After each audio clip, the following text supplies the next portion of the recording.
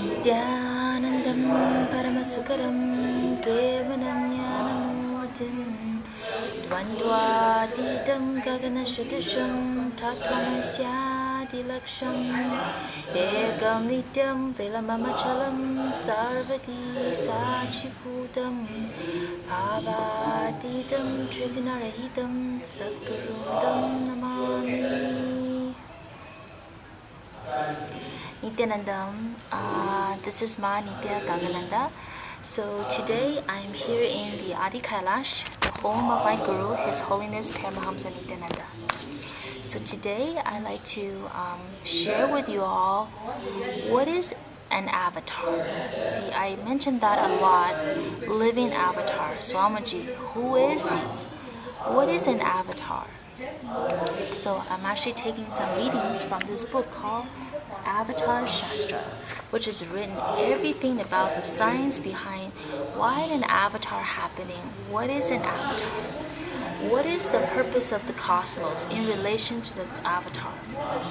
So the word avatar is actually a Sanskrit word. It means who has descended. So in this context, what I'm talking about is basically the cosmos, the one who had descended from the cosmos, descended from the universal conscious, descended embodiment of a human being. That's what we're talking about, the avatar. This is a conscious descent as it happens from the pure intelligence, compassion, and energy. So why does the cosmos wants to come down to planet Earth? Why? What's the reason? Context of here's the 5 action of the divine. So you can call the whole cosmos as the absolute divine, or you call it Isha, or you can call it absolute divine. So there are actually just 5 from the Vedic text, the ancient text. There are actually 5 acts of the divine. The first is the creation of the cosmos, okay? And the second is maintenance of the cosmos, keep it going, okay? And a third is the withdrawal of the cosmos at the end of each cosmic cycle. Okay. And then the fourth one is called veiling the reality. Okay, where it creates the reality, sharing it to everybody, sharing to every being in the cosmos. And the 5th act is liberating beings, bringing enlightenment to the beings. Okay. Now for the first 4 sacred acts, the cosmos does not require us to do anything. It does not require our involvement, okay? Now, the last one, where it will bring liberation, enlightenment to beings, it requires our cooperation. Beings on Earth. Earth apparently is really the place for any living being, not just human being, any living beings, being from the other planets, beings from lower consciousness like species like animals. All beings come to planet Earth to get liberated. To bless us and grace us with liberation and enlightenment, He requires our cooperation for this compassionate purpose of showering living beings with His anugraha. Anugraha is the last act, the 5th act, which is liberating all beings through His grace. Divine grace becomes the embodiment Ishvara and descends to the human plane as the avatar. The avatar inspires humanity by his own divine acts, his teachings, his life, acting as the Jagat Guru, which is called the world teacher. He guides and initiates humanity to the next unfathomable leap into superconsciousness. See, the average human being, we're limited by our limited sensory, limited seeing, sight, taste.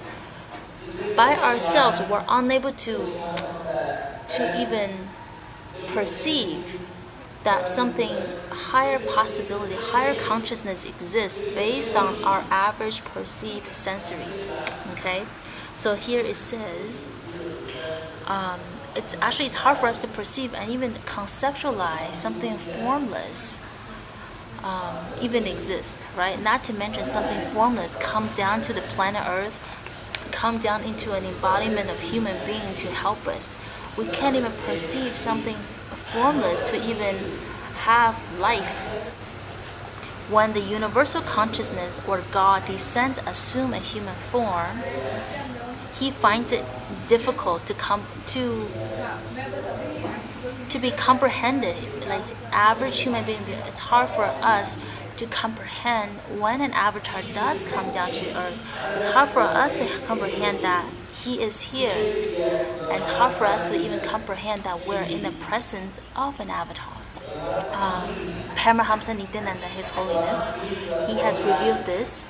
When the pure conscious energy, the supremely mature soul, assumes a human body, that is an avatar, the cosmos itself chooses its body and plays the divine drama. When the avatar comes down to the human plane and expresses the ultimate truth, he is ages ahead of his time. I don't know, probably all of you have noticed when Swamiji gives satsang, the teachings that he has shared with us, I mean, they're completely ahead of our time. He is truly a visionary of our time right now. I remember a few months ago when Swami just really shared with us in a very nonchalant way that, by the way, moon landing never happened. And he didn't even go into it because he just thought just tell you the story that all you hear about moon landing, it's all story. Humankind have not even gone past the layer of the earth at all. And then we were just all shocked because that's something that we learn. Doesn't matter what language you speak, what background you are, what demographic you are. We all learn that in our history book. It's made into every history book of every country that there was moon landing from U.S. back in the 60s. So he just told that there was no moon landing. And just a few weeks ago, NASA released a video saying that they actually did not have this moon landing at all. Proved that it was all stories. So here, that was just a very tiny example of an avatar, what he can do, and what he choose not to do. He basically the embodiment of everything that happens, everything that doesn't happen, everything that's good, everything that's bad, everything. Why we probably wonder why does he want something bad to happen? It's not something bad to happen. Bad to promote the good. It's like a drama that he's playing to keep this playing, to keep this Leela, this drama playing in the cosmos. Truth is never like a parrot talking. Truth is like a lion roaring. When the lion roars, you have to wake up. When the avatar roars with the truth and transforms and raises humanity, you have to wake up from the unconscious sleep of delusion and ignorance. And that's exactly what Swamiji is doing. He is here roaring despite of any obstacles, any anti-movement thrown at him. He is roaring to wake up us, wake up the humanity, so we can jump to the next level, the next evolution of humanity.